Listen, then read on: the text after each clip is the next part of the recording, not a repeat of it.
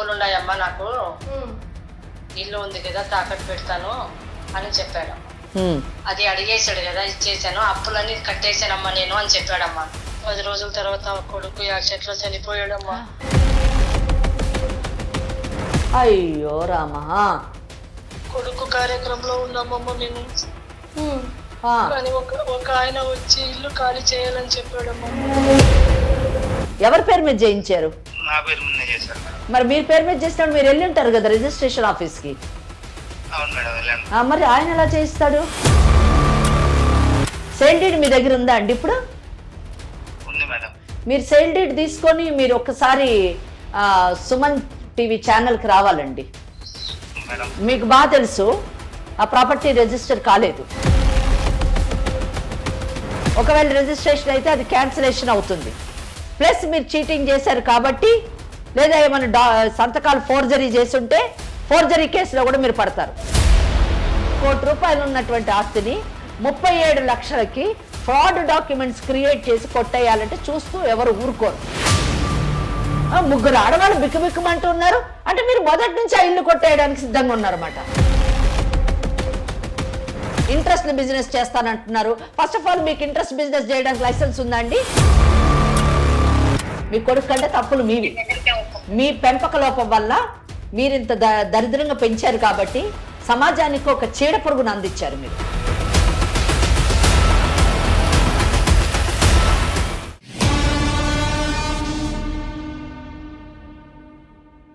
Varicose veins కి సరైన చికిత్స కోసం సంప్రదించండి ఎవిస్ హాస్పిటల్. నమస్కారం. ఎవిస్ హాస్పిటల్ సమర్పించు లీగల్ అడ్వైస్ కార్యక్రమానికి స్వాగతం. నాతో పాటు అడ్వకేట్ వెంకటేశ్వరి గారు ఉన్నారు. నమస్తే అమ్మా. అమ్మ, ఇవాల్టి కేసు పార్వతమ్మది. ఓకే. కొడుకు బాధితురాలనాలా, విధిరాత బాధితురాలనాలా నాకు అర్థం కావట్లేదు. ఆమె చెప్పిన 2 మాటల్లో గత 1 వీక్ నుంచి ఇక్కడికి వస్తూ ఉంది. డైరెక్ట్గా కూర్చోవడానికి ఇష్టపడట్లేదు. ఫోన్ కాల్ ద్వారా తను అందుబాటులోకి ఉంటుందమ్మా. సరే, తనతో మాట్లాడు. ఎందుకంటే పెద్ద ఆవిడ కూడా కదా. ఎస్.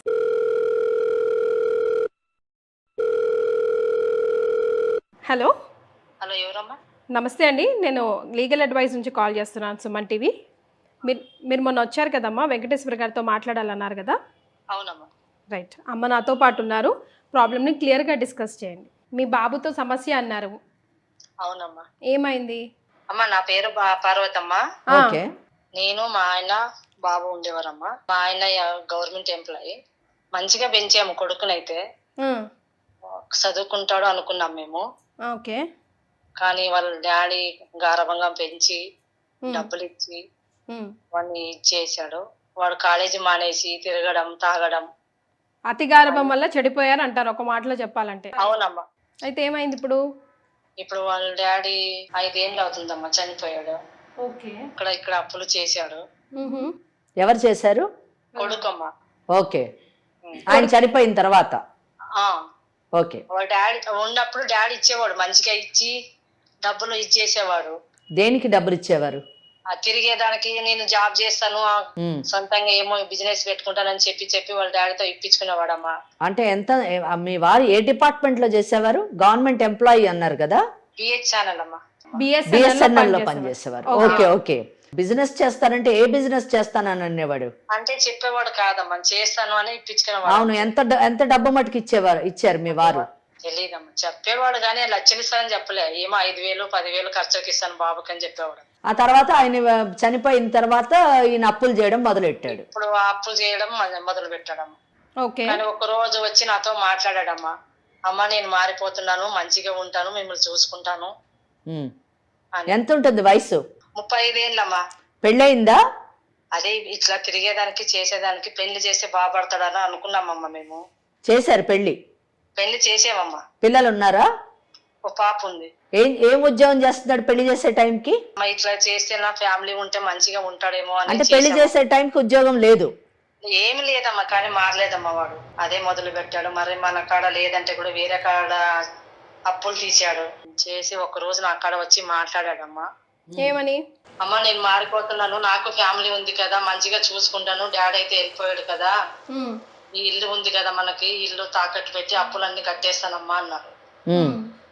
సరేలే, కొడుకే కదా, మారుతాడేమో, మంచిగా ఉంటాడేమో, చూసుకుంటాడేమో అని అనుకున్నామమ్మా.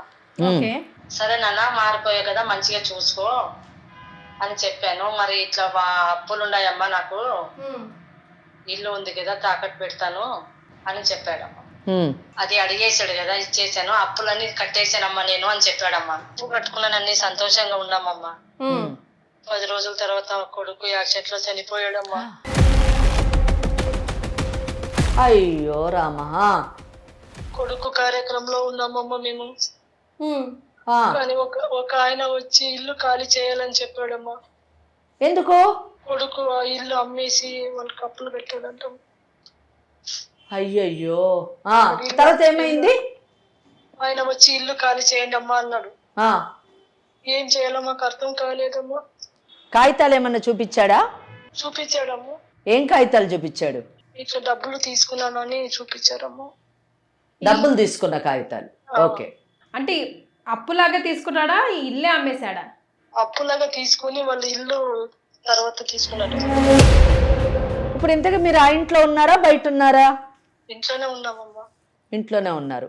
ఇప్పుడు ఏంటి పరిస్థితి? ఇల్లు అమ్మింది మాకు తెలియదమ్మా. ఇల్లు అమ్మేసి మీకు తెలియకుండా అప్పులు కట్టాడు. అవునమ్మా. కట్ చేసి 10 రోజులకు చనిపోయాడు. ఇప్పుడు ఏమంటున్నాడు వచ్చిన ఆయన? ఇల్లు ఖాళీ చేయాలని చెప్తున్నాడమ్మా. అతని పేరేంటమ్మా? సుబ్బరాజమ్మా. మీరు ఇక్కడికి ఎందుకు వచ్చారు? సడన్ గా ఇల్లు ఖాళీ చేయమంటే నేను మా కోడలు మనవరాలు ఎక్కడికి వెళ్ళాలమ్మా? రోడ్డు మీద పడతామమ్మా మేము. ఇప్పుడు ఆయన వచ్చేమో ఇల్లు ఖాళీ చేయమని చెప్తున్నాడు. మాకు మీరే ఏమన్నా కొంచెం హెల్ప్ చేయాలమ్మా. అందుకే వచ్చామమ్మా మీ కాటికి. ఎంత టైం ఇచ్చారు మీకు ఖాళీ చేయడానికి? 1 రోజులు అంటున్నాడమ్మా. 1 రోజులు. చాలా ఇదొక నిజం చెప్పాలంటే ఒక కొత్త కేసు, కొత్త కోణంలో చూడాల్సినటువంటి కేసు అని చెప్పాలి. ఒకటి పిల్లల పెంపకం. అంటే జనరల్గా మాట్లాడుకుంటే పిల్లల్ని ఏ విధంగా పెంచాలి అన్నది ఈ కేసులో మనము తెలుసుకోవాల్సినటువంటి విషయం. ఎందుకంటే ఉన్న ఒక కొడుకుని మితిమీరినటువంటి ప్రేమతోని పెంచి ఆ ప్రేమ ఎంత మటుకు వెళ్ళిందంటే అడిగినప్పుడల్లా తండ్రి డబ్బిస్తూ పోయాడు. ఏదో కొత్త బిజినెస్ పెడతాడు, వ్యాపారం చేస్తాను. ఏం వ్యాపారం చేయాలనుకుంటున్నాడు?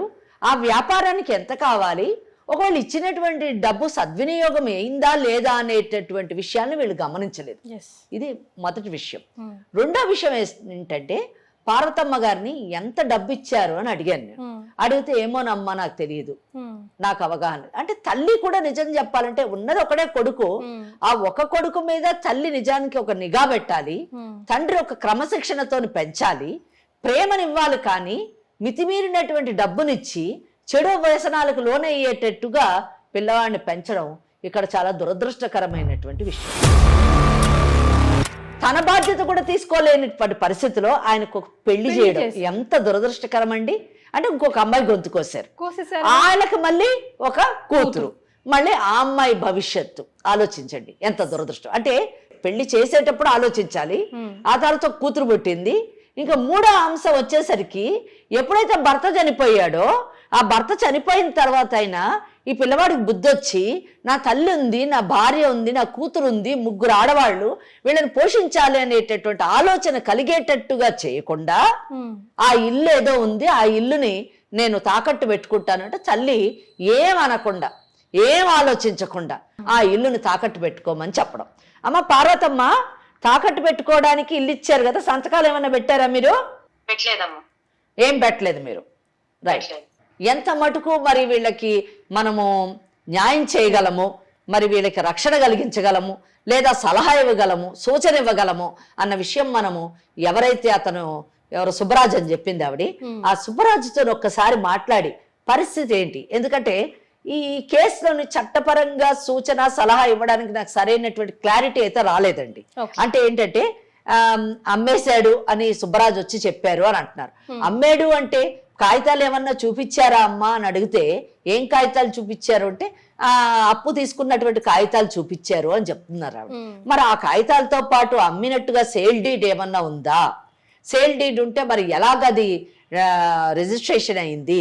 ఒకవేళ అయి ఉంటే ఏంటి దాని మీద మనం తీసుకోవాల్సినటువంటి పరిష్కారము? ఇవన్నీ కూడా మనము కనుక్కుంటేనే మనకు తెలుస్తుంది. ఎందుకంటే ఆవిడ పెద్ద ఆవిడ, మరి ఆవిడకి ఎంత మటుకు దీనిపైన అవగాహన ఉందో మనకు తెలియదు. కాబట్టి ఒక్కసారి మనము ఆ సుబ్బరాజు గారితో మాట్లాడదాము, దాన్ని బట్టి మనకు ఒక క్లారిటీ వస్తుంది. అమ్మ నంబర్ చెప్పండి అమ్మా. 91 ఓకే 08.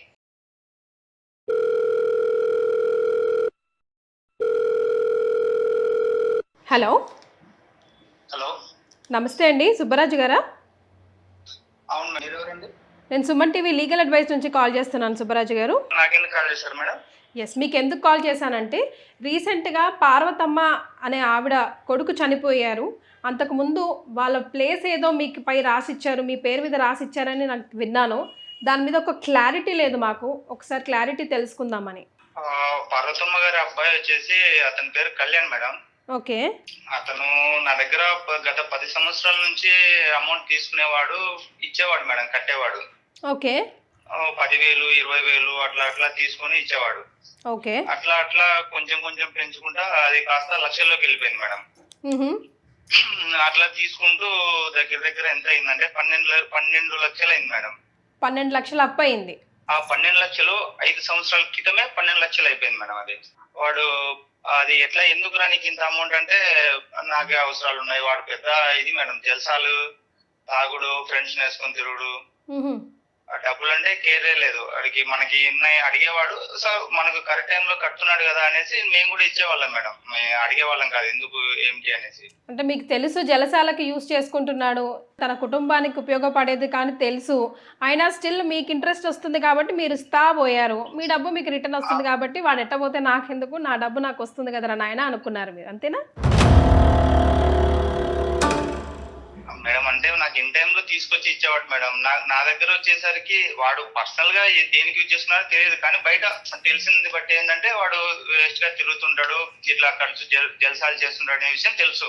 రైట్. నాతో పాటు వెంకటేశ్వరి గారు కూడా ఉన్నారు, అడ్వకేట్. ఆ అమ్మ కూడా మీ మాటలు వింటా ఉన్నారు. Okay madam. సుబ్బరాజు గారు, మీరు బిజినెస్ ఏం చేస్తారండి? మేడం మేము డబ్బులు ఇట్లా రియల్ ఎస్టేట్ చేస్తాను, ప్లస్ ఇట్లా ఇంట్రెస్ట్ కి ఇట్లా అమౌంట్ ఇస్తాను మేడం. ఎవరైనా డబ్బులు అడిగితే మీరు డబ్బులు ఇవ్వచ్చు, ఇంట్రెస్ట్ అది మీ వ్యక్తిగతము, లేదా బిజినెస్గా కూడా మీకు లైసెన్స్ ఉంటే మీరు ఆ బిజినెస్ కూడా చెయ్యొచ్చు. దాని విషయం అయితే మేము పెద్ద ఏం మాట్లాడదలుచుకోలేదు, ఆ ఇష్యూస్లోకి మేము వెళ్ళము.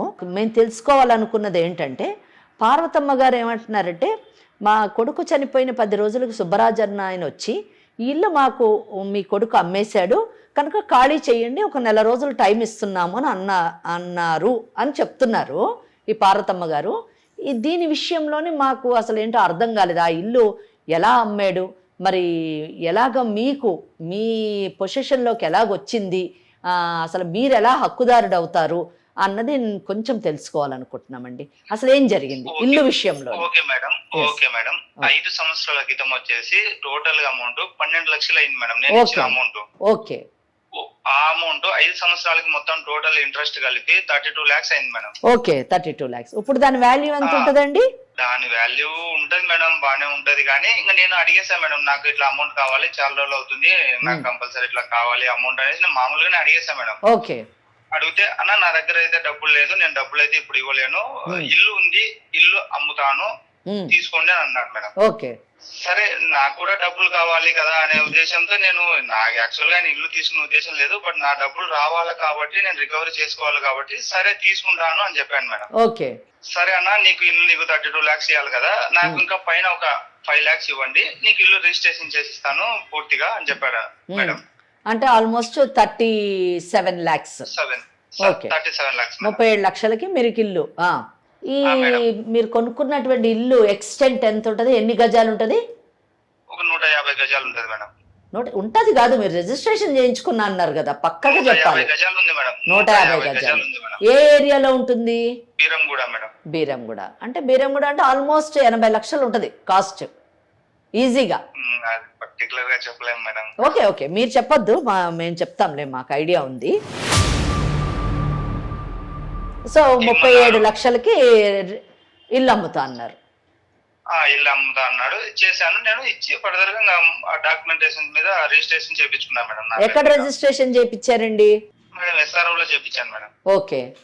చేయించిన తర్వాత ఒక 1 month టైం అడిగాడు మేడం. ఇల్లు మేము వేరే చూసుకోవాలి, ఖాళీ చేయాలంటే 1 month తర్వాత ఖాళీ చేస్తాము అని చెప్పాడు మేడం. సరే అనేసి సరే అన్నాను మేడం. సరే 1 month కదా, సరే ఓకే అని చెప్పేసాను మేడం.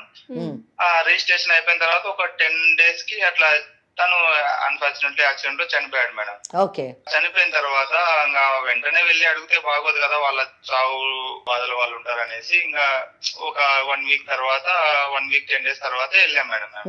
అమ్మ ఇట్లా పార్వతమ్మ గారు మీ అబ్బాయి ఇట్లా మాకు ఇల్లు అమ్మేశాడమ్మా, మీరు ఖాళీ చేయాలమ్మా అని తనతో చెప్పేశాం మేడం. ఇప్పుడు ఈ రిజిస్ట్రేషన్ అప్పుడు ఎవరు సంతకాలు పెట్టారండి? రిజిస్ట్రేషన్ అప్పుడు తనే పెట్టేశాడు మేడం. తను పెట్టాడు అంటే ఏ డాక్యుమెంట్ ఆధారంగా మీరు రిజిస్టర్ చేశారు ఆ ప్రాపర్టీని? డాక్యుమెంట్ ఆధారంగా అంటే నేను అంటే మేడం వాళ్ళు ఆ ప్రాపర్టీనా మేడం అంటే లింక్ డాక్యుమెంట్ ఉంటది కదా, ఇండివిజువల్ హౌస్ మేడం, ఆయన పేరు మీద ఉంది అనేసి చేసి ఇచ్చాడు మేడం.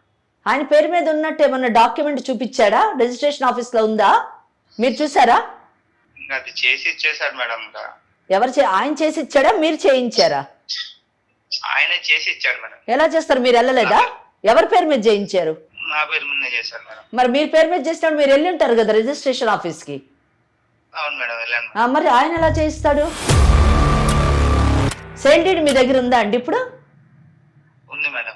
మీరు సేల్ డీడ్ తీసుకొని మీరు ఒక్కసారి సుమన్ టీవీ ఛానల్కి రావాలండి. మీకు బాగా తెలుసు ఆ ప్రాపర్టీ రిజిస్టర్ కాలేదు, మీ పేరు మీద కాలేదు. ఎస్ సుబ్బరాజు గారు, అనవసరమైన క్రిమినల్ కేసెస్ లో పడద్దు మీరు. వినండి ఫస్ట్ వినండి. 2 ఇష్యూస్. ఒకటి, ఆ ప్రాపర్టీ మీ పేరు మీద రిజిస్ట్రేషన్ కాలేదు. ఒకవేళ రిజిస్ట్రేషన్ అయ్యి ఉంటే మీరు ఫ్రాడ్ ప్లే చేశారు, ఆ ఫ్రాడ్ కింద చీటింగ్ కేసులో పడతారు మీరు. ఒకవేళ రిజిస్ట్రేషన్ అయితే అది క్యాన్సిలేషన్ అవుతుంది. ప్లస్ మీరు చీటింగ్ చేశారు కాబట్టి, లేదా ఏమైనా సంతకాలు ఫోర్జరీ చేస్తుంటే ఫోర్జరీ కేసులో కూడా మీరు పడతారు. Without link document.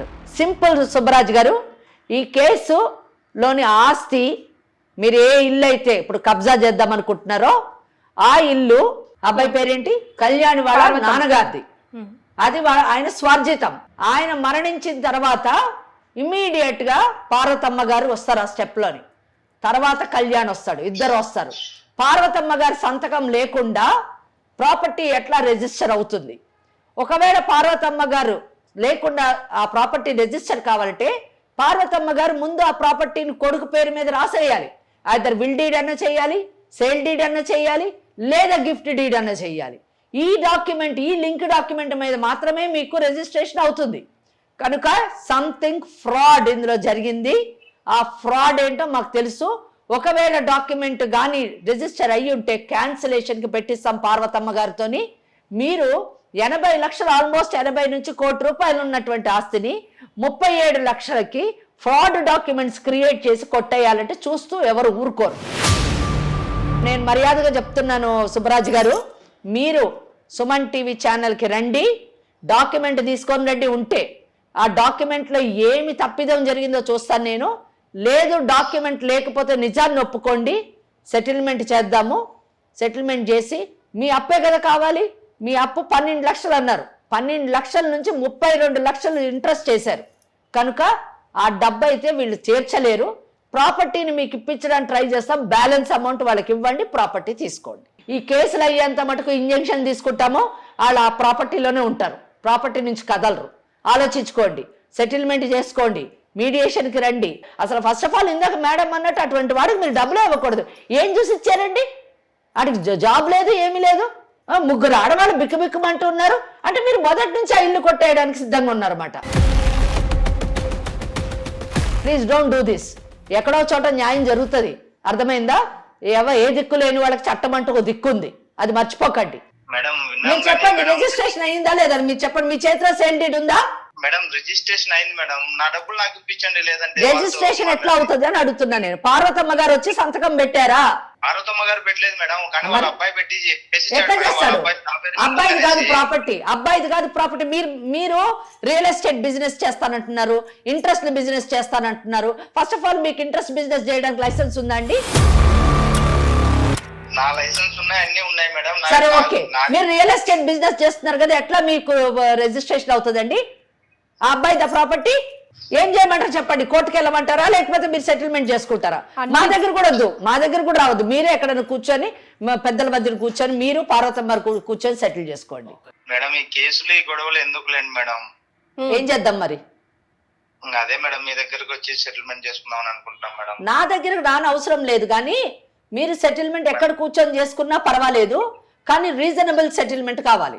అంతేగాని మీరు ఇచ్చిన డబ్బుకి వడ్డీ మీద వడ్డీ, వడ్డీ మీద వడ్డీ, చక్కెర వడ్డీలు వేసేసి 100% నేను చెప్పగలను మీకు లైసెన్స్ లేదు ఇంట్రెస్ట్ బిజినెస్ చేయడానికి.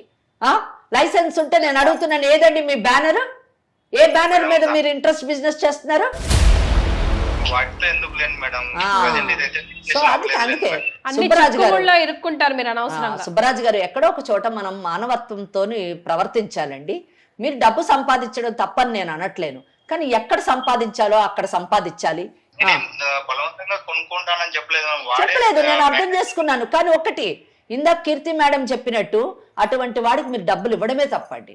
నిజం చెప్పాలంటే వాడు ఎంత తప్పు చేశాడో మీరు కూడా అంతే తప్పు చేశారు. నేను కూడా దీంట్లోని పార్వతమ్మ గారితో కాంటాక్ట్ లో ఉంటాను. నేను మీరు ఏం చెప్తారో చూస్తాను, నేను ఎంత సెటిల్మెంట్ చేస్తారో చూస్తాను. ఎప్పటికప్పుడు నేను ఆవిడ గైడ్ చేస్తూ ఉంటాను. నిజంగా మీరు రీజనబుల్ సెటిల్మెంట్ చేసుకోవాలి. నా డబ్బు, నా 12 లక్షలు నాకు కావాలి విత్ సమ్ ఇంట్రెస్ట్. నా 12 లక్షలు నాకు కావాలి, ఒక ఫిగర్కు రండి, అరైవ్ కండి. నిజం చెప్పాలంటే మీకు 10 పైసలు రావండి. మీరు కోర్టుకు కానీ వెళ్తే 10 పైసలు రావు. కానీ ధర్మము మీకు ఇవ్వాలి. మీరు ఇచ్చారు కదా, వాడు తాగడానికి, తినడానికి, తిరగడానికి ఇచ్చారు కదా, మీ 12 లక్షలు మీకు రావాలి. కాబట్టి దానికి ఏదో కొంచెం ఇంట్రెస్ట్ చేసుకొని మీరు తీసుకోండి. కొన్ని బ్యాలెన్స్ అమౌంట్ వాళ్ళకి ఇవ్వండి. ఆ డబ్బుతో వాళ్ళు ఎక్కడో కొనుక్కొని వేరే ఇల్లు కొనుక్కొని ఉంటారు, బ్రతుకుతారు. ఆ ఆడపిల్ల పరిస్థితి ఏంటండి? ఓకే, పరస్పరం కూర్చొని మాట్లాడండి. చూస్తుంటే అంత కఠిన హృదయాలు కూడా మీరు అనిపించట్లేదు. మీకు మేడం చెప్పిన మాటలు అర్థం చేసుకున్నారు కాబట్టి. అలాగే పార్వతమ్మ, ఆ ఇద్దరు మిగతా ఆడవాళ్ళ విషయం కూడా కొంచెం దృష్టిలో పెట్టుకొని డెసిషన్ తీసుకోండి సుబ్బరాజు గారు. సరే, ఓకే మేడం. అమ్మ పార్వతమ్మ ఉన్నారు కదా లైన్ లో, విన్నారు కదా? మీరు ఒకసారి అందరూ కలిసి కూర్చొని మాట్లాడండి అమ్మా. ఆయన ఏం చెప్తారో వినండి. ఎంత డబ్బు అడుగుతారో కనుక్కోండి. మీ కొడుకు కూడా చేసిన గొప్ప పనులు ఉన్నాయి కదా. మీ కొడుకు కంటే తప్పులు మీవి. మీ పెంపక లోపం వల్ల మీరు ఇంత దరిద్రంగా పెంచారు కాబట్టి సమాజానికి ఒక చీడ పురుగును అందించారు మీరు. ఆ చీడ పురుగు మీ కుటుంబాన్ని తినేయడమే కాకుండా సమాజంలో కూడా పనికి రాకుండా తయారైంది. 32 లక్షలు కాదు అని ఒక ఫిగర్కి అరేంజ్ అయ్యి ఆ ఫిగర్ ఇవ్వడానికి మరి ఆ ఇల్లు అమ్మి ఆ మిగతా డబ్బు అంటే మినిమం 80 లక్షలు ఉంటుంది. 12 లక్షలు అంటే ఒక 15 లక్షలు ఇచ్చినా కూడా మీకు ఒక 65 లక్షలు వస్తుంది. ఆ 65 లక్షలు తీసుకొని ఎక్కడైనా ఇల్లు కొనుక్కొని మీ మనవరాలు భవిష్యత్తుని తీర్చిదిద్దండి. వీలైతే మీ కోడలకు ఇంకో పెళ్లి చేయండి. అంతేగాని వాళ్ళని మళ్ళీ మీ నెత్తి మీద పెట్టుకొని వాళ్ళని బాధ పెడుతూ ఉండొద్దు. అసలు మొదట మీరు మీ పనికి మాలిన కొడుక్కి ఆ పిల్లనిచ్చి పెళ్లి చేయడమే తప్పు. మీది తప్పు, ఆ తల్లిదండ్రులది కూడా తప్పండి. చాలా దురదృష్టకరం. 2 ఆడవాళ్ళ జీవితాలు రోడ్డు మీద వేసారండి. అర్థమైందమ్మా? అర్థమైందా నేను చెప్పింది? మీకు ఏ డౌట్ ఉన్నా, ఏ ప్రాబ్లం ఉన్నా తప్పకుండా లీగల్ అడ్వైస్ ఇక్కడికి రండి. నేను అవకాశం ఉన్నప్పుడల్లా మీతో మాట్లాడి ఈ సమస్యని సాల్వ్ చేయడానికి ట్రై చేద్దాం. సంతోషం అమ్మా. ఓకే అమ్మా, ఓకే. తనకు అర్థమైంది కాబట్టి, బికాజ్ ఆయన కూడా రియల్ ఎస్టేట్లో ఉన్నారు కాబట్టి, మిమ్మల్ని మభ్యపెట్టలేడు కాబట్టి ఇది ఇలా ఎండ్ అయిందమ్మా. ఇటువంటి కార్యక్రమాలు ఉండడం వలన పార్వతమ్మ గారు లాంటి వాళ్ళు రాగలిగారు.